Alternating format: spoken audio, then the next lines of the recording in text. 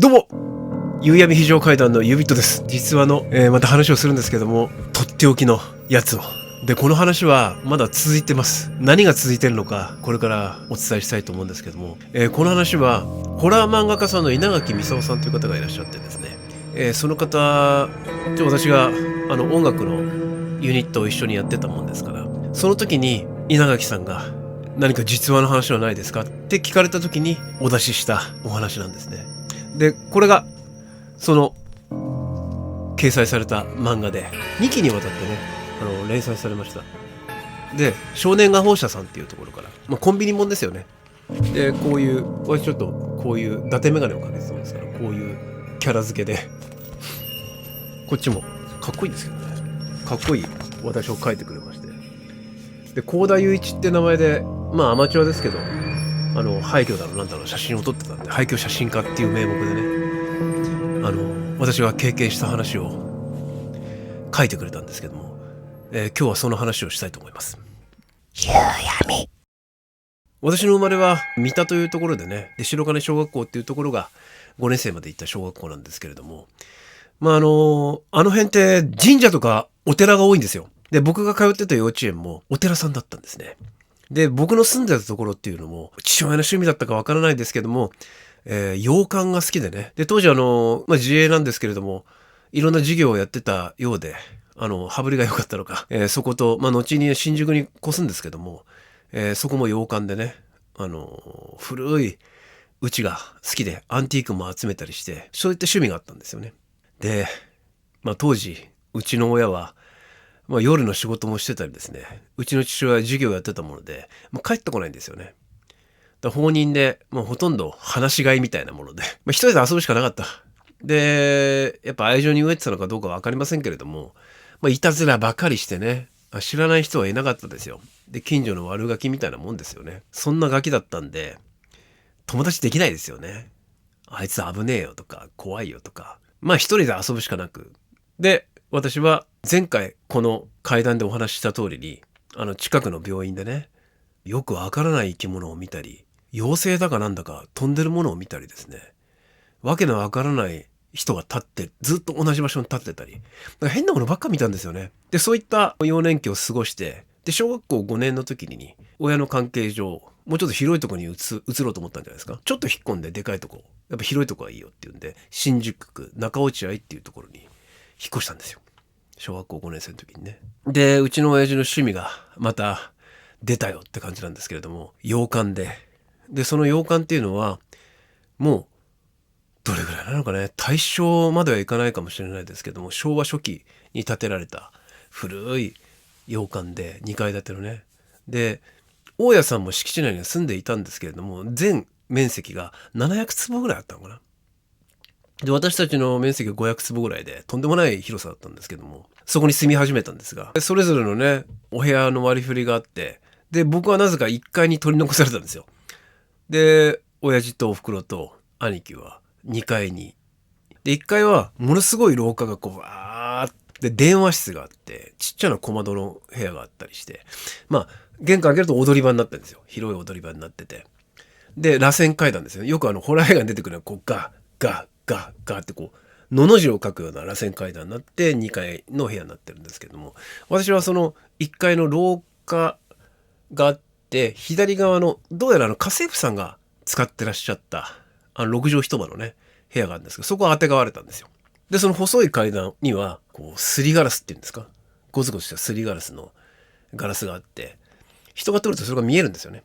で、その、廊下の向かい側は広い応接間になってまして、で、そこでみんなで食事をたまにとったりしたんですね。で、その廊下の突き当たりに行くと食堂になってるんですよ。で、その廊下の左側にも廊下がちょっとあって、で、その突き当たりを開けると、広い庭がバーって広がったんですが、その庭に広がる手前の左側の扉を開けると、バスルームになってたんですね。で、そんな家ですんで、いろんなやつが勝手に泊まりに来てね。で、勝手口も開いてますし、鍵もかけなかったから当時。よく物が盗まれなかったなと思いますけどね。一回泥棒入りましたけど、いろんな友達が来て寝泊まりして、誰が寝泊まりしてんだか分かんないような、そんな家でしたよ。そこで小学校、中学校、過ごし、で、高校になって、で、まだやっぱり仕事が一番バブル期前ぐらいだったのかな。親父が忙しくていないんですよ。で、お袋もどっか行っちゃってて。で、ちょっと2人で1日、留守番しててくんの1日帰ってこないからっていう日があったんですよね。まあ、しょっちゅうだったんですけど、そんな日は。で、その時、これも僕のお話に登場する Y 君ですよね。Y 君が、遊びに来てて、留守番しようぜって言って、うちに泊まりに来たんですよ。Y 君がね。で、一緒に僕の部屋で寝てたんですよ。もう夜中1時ぐらい過ぎてましたけどね。で、はーって、奴のいびきが聞こえるんだ。こいついびきうるせえなと思って他の部屋で寝ようかなと思ったんだけど、僕もその時なんか一緒にもう昼間遊び歩いてましたから疲れちゃって、でいつの間にか寝てたようなんですよね。そしたら、はっって、はっってワイ君起きるんですよ。で、俺もその瞬間、わっと目覚めて、どうしたんですか今、誰か通ったぞ。えっつって。で、なんか、当時、ヤンキー上がりだったのか木刀とかなんかそいつが置いて僕もらってましたから、その棒こう持ってガラーッと開けてガラーッ、誰もいないので、廊下、僕らが泊まる時にはちゃんと鍵かけてましたから、そのね、勝手口、奥行くと庭ですよね、そこの勝手口の鍵かかってる。で、玄関、メイン玄関行ってかかってる。で、こっち勝手口ですよね、勝手口、さっき俺かけたよなって寝る前にかけた、調べた、かかってる。おかしい。で、俺ら誰だって行く前にチラッと見えた人が見当たらない。そのあたりから少しずつなんかおかしい、この家はちょっとおかしいなということが気にし始めたんですよね。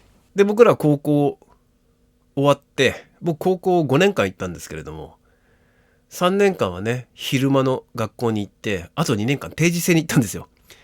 それで高校5年間やって卒業したんですけども、卒業する時はよく覚えてます。平成元年って言ってね、あの方が平成元年って言ったのよく覚えてますけど、で20歳過ぎてましたよね、高校卒業する頃で。その後まあ定職に就くこともなく、いろんな友人のつてでバイトをやったりね、いろんなことしてたんですけども、当時親同士が仲良かった、おふくろのその仲良かった友達に娘さんがいまして、でその娘さんと僕付き合うようになったんですよ。で僕はいつしか結婚を意識するようになって、ただまだ20歳そこそこ、定職にもついてない、大変ですよ。やっぱり結婚したいですから、結婚っていうのはやっぱり親に娘さんくださいっていうものかと思ってましたからね。で私は彼女のお父さんにお酒も持ってね、酒を持っていくのが筋だっていうのをどっから聞きましたんで、もうベタベタのその感じでスーツ着てね、娘さんくださいって言いに行ったんですよ。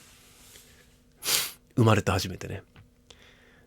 でそのお酒を、まあもちろん向こう無言ですよ。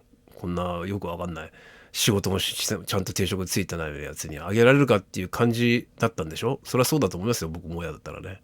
でもお酒を交わして一晩、ほとんど一晩ですよ、明け方まで飲んで、でそのお父さんの愚痴を聞く大会になっちゃってねお父さん、いや親っていうのはいずれもう先に死んじゃうんだ、わかるか君はって、そういう話になってあげるとかあげないとか、まあ、そういう話なのかもしれないけども、お父さんのなんかいろんな仕事の悩みとかそういう話を聞くと、分かります、あ、そうですねそうですねって分かるわけはないんだけど、そうですねそうですねって言ってね。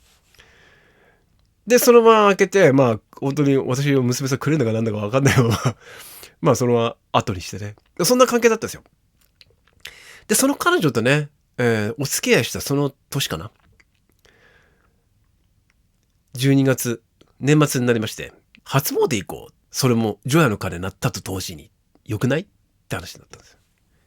でなんでそんな考え方になったかっていうと、うちは軍人のお父さんだったので、軍人家系なんでね、やっぱ靖国神社にお参りに行くんですよ。それも、まあ、近くに住んでましたから、新宿区なんでね、靖国神社は近いので車でバーって行くんですけど、除夜の鐘を聞いて、NHK のねゴーンって明けましておめでとうございますって聞いたら、もう即座に着替えて年越しソース食べた後ですよ。で車にバーっと乗って、すごい並んでますけど、12時過ぎに靖国神社にお参りに行くっていうのが、毎年の行事だったんですよね。で、今年は、それがちょっと、親の関係でなかったので、行かないって彼女に誘って。で、靖国神社にはちょっと、って思ったんで、鎌倉で年越しなんていいじゃんって話になったんですよ。で、僕らは車でね、早めに出て、えらい混んでましたけど、車で行くもんじゃないなと思いましたけどね。134号線とかめちゃくちゃ混むんで、混みますよね、あそこね。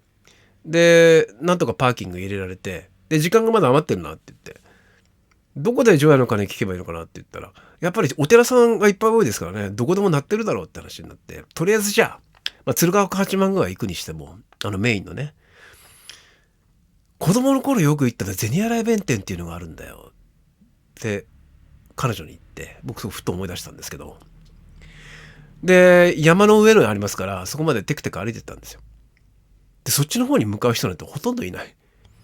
ただ、今は空いてないですけども、当時はね、24時間ずっと開放だったので、入ってったんですよ。で、行かれたことがあられる方は、ご存知かと思うんですけども、入り口は鍾乳洞みたいにね、ホラー穴みたいに、向こうでは切り通しって言ってますけれども、こうやってくり抜いてあるんですよね。洞窟みたいになってる。で、一回バーって開けるんですけど、また向こうの方は、祠みたいになってて、穴みたいになってね。そこに水が湧いてて、そこでお金洗うと何倍にもなって戻ってきますよっていう弁天さんですよね。銭洗弁天っていうのがあります。そこ行ったんですよ。めちゃくちゃテンション上がってたんでね。で、彼女はめちゃくちゃテンション上がってたんで、走ってったんです。ダーって。その水があるところですね。お金ある方にバーって走ってった。そしたら、あそこって今はそんなないですけれども、千羽鶴が上から釣ってあるんですよ。たくさんね。で、千羽鶴は、これ一本じゃなくて、普通千羽鶴折ったらこうって紐をこう通して、一本ダララあるじゃないですか。あれが束になってるんですよね。結構な重量ですよ。それがボルトでこうやって針金でボルトになっててねじ込んだんですよね。岩に。で、彼女がわーって走ってったら、その千羽鶴が彼女の首、肩、めがけて、ピャーッ落っこったんですよ。大丈夫かって、それで転んだんですよね、ね。大丈夫かな。いやーびっくりしたーって言って。で、ケロッとしてね、お互いお金洗って、パンパンやって、いやー、いいね、やっぱり誰もいないねってなって、で、なんかしてるうちに遠くからぐちょな声がね、ゴーンって聞こえて、あ、開けたね、おめでとうってなって、山降りてったんですよ。で、その後ご飯食べてね、お蕎麦とか食べて、で、ゆっくり車で帰ってきたんですよね。で、その年は、別に、幸せというか、いろんなとこ遊びに行って、ディズニーランドとかね。で、その年に僕たちダイビングっていうのを始めたんですよね。ダイビングは空から落ちる方じゃないですよ。海に潜る方ね。スキューバダイビング始めて。で、僕もいずれその水関係、いわゆるお魚好きでしたから、海の生き物が好きなんで、なぜかというとうちの親がね、飼い始めたんですよ。水槽を買うから水槽を置くんで、なんかお前、海水魚、淡水魚、どっちがいいなっていうか、じゃあ海水魚って言って。で、海水魚の飼育始めたんですよね。で、それに兼ねて、俺は海の関係で仕事したいなとかね、勝手にそんな妄想を膨らまして、夢ばっか見てたんですけど、これで彼女を食わしていきゃいいなとかね、そんなかっこつけたことばっかり言ってた。もう夢ばっか見てましたよね。だもんで、その関連もあって、あと当時ブームだったんですよね。ダイビングがね。でダイビング機材揃えちゃったりなんかして。で、ダイビング始めたんですよ。で、その翌年がその年ですよね。また、俺ら証拠にもなく、同じように、鎌倉に車でバーって行って、銭洗弁天の方行ったんですよ。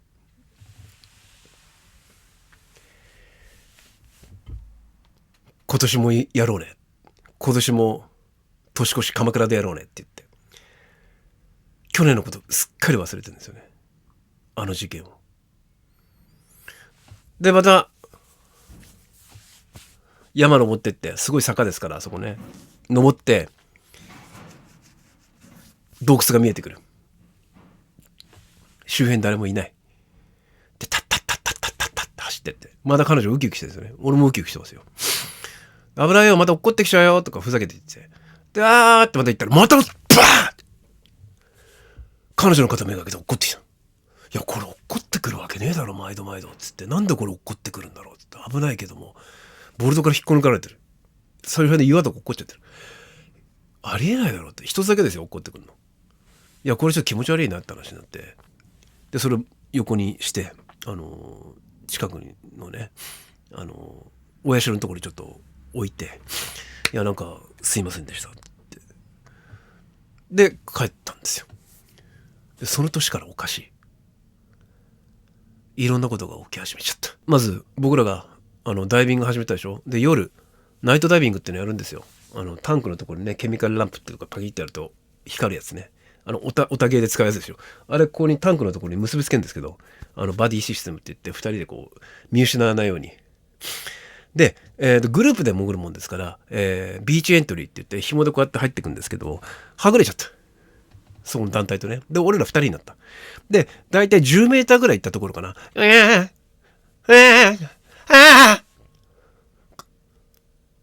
どっから声が聞こえる。赤ちゃんですよ。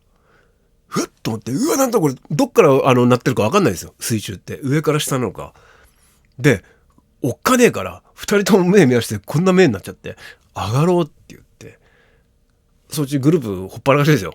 俺ら上がって、あとちょっと叱られちゃいましたけど、上がったら、いや、今何だったのって言って、完全に赤ちゃんの声だったね。声が聞こえる。で、その年、寝てると、僕の中落ちるそのうちですよ。で、そのうちで寝てるじゃないですか。寝てたら、急に、ふっって見たら、仰向けで寝てるのに、うつ伏せ状態で自分の体が見えた。で、僕プリンスっていうね、アーティストが好きだったんで、プリンスのポスターが貼ってあるんですけど、プリンスのポスターって上の方に貼ったんですよ。こんな風になっちゃってね。目があった、プリンスと。うわーっと思って。したら、下見たら自分がいる。幽体離脱ですよ。で、なんだと思ったらスッと戻る。で、体がすぐ動いた。なんだって。おかしいって。で、次の日は、また、ふっ、あって目覚めたら、黒い影がヒーって通る。バーン開けて、誰もいない。で、彼女と、そんな中ね、ダイビングまだ続けてましたから、海外のダイビングはやっぱりいいだろうって話になって。ミクロネシア諸島、パラオとかポンペイとかありますね。で、トラック諸島、今チック諸島って言ってるのかな。トラック諸島っていうのがありまして、日本がそこ統治してた戦時中ですよね。でも攻撃を受けたりして貨物船とかゼロ船とか沈んでんですよ。そこ行こうって話。で、グアムからトランジットするんですよ。トランジットグアムに一回到着して、グアムで5時間ぐらい待たなきゃいけないんですよ。で、そこからちっちゃいコンチネンタルミクロネシア航空っていうのに小さい旅客機に乗って行くんですけれども、ワクワクしてましたよ。ようやく飛行機動き出すなっつって起きて乗ったら、日本人が一人もいないんですよね。俺らだけなんですよ。まあそれはそうだ。ローカル線ですから。で、座って、うわなんか匂いが甘ったるいなって言って甘い匂いしますよね。で、飛び立ったんですよ。で、ポーンと音が聞こえてね。で、当時タバコも吸えましたじゃないですか。で、タバコ吸って、で、リラックスして、で、彼女と、いや、そういえばさ、鎌倉で、妙なことあったじゃんってふと思い出したんで、その話題を出した途端、ブバーン